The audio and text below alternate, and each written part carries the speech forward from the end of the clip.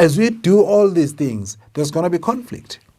Now, when you talk about conflict is, it's something that is inevitable.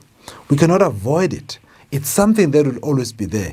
It's something that needs to be managed. Now, you cannot avoid things like conflict management or conflict. Conflict is part of life.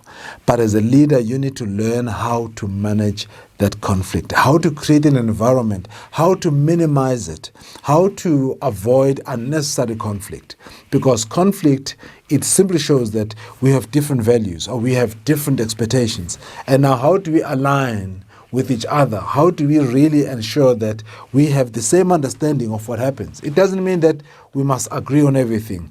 We disagree, but we manage that, that situation. So that's what conflict management is about. But from the brain perspective, what is conflict and why does it exist? Why is it important? Because just imagine, if we were to agree on everything, nothing will actually, work.